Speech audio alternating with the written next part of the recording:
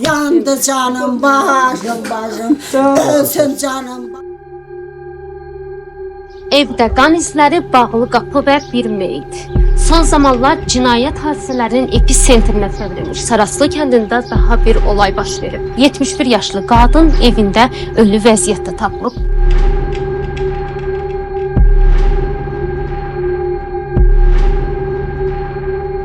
Oğurluq, hücum, hətta qətil. Sakinlərin gecə-gündüz qorxu içində yaşadığı kənddə daha bir sarsıdıcı hadisə baş verib.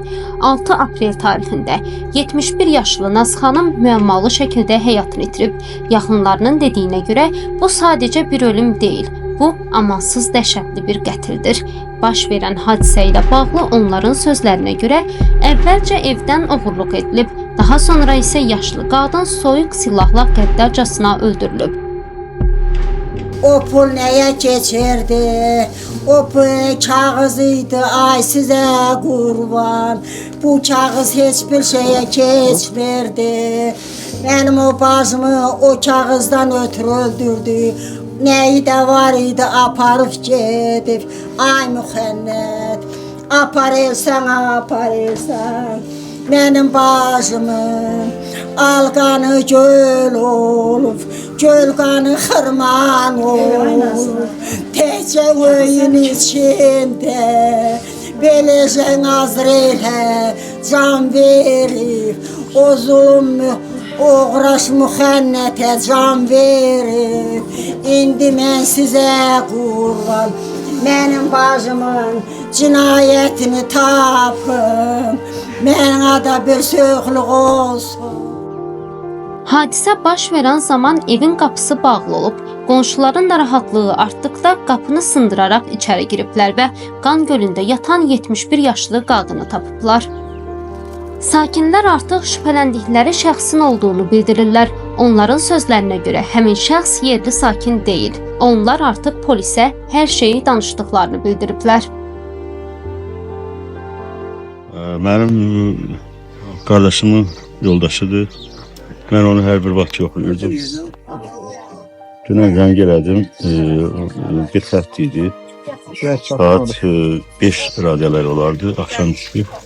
Zəng çatmadı, bir xətt idi. Sonra zəng elədim, genə zəng çatmadı. Mən də qardaşımı da götürdüm, gəldim.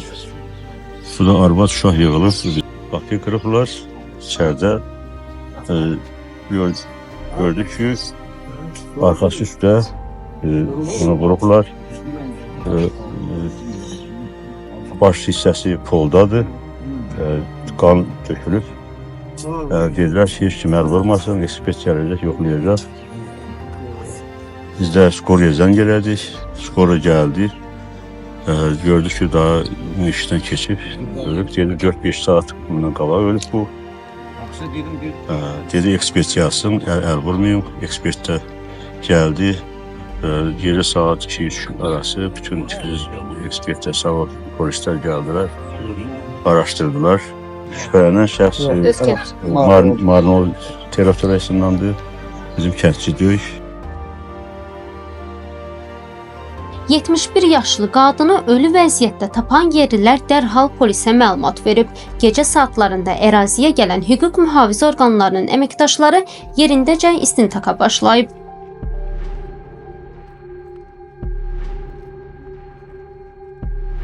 Deməli, hadisə dünən ayın 7-sində gündüz saat 1-3 radələrində baş verib.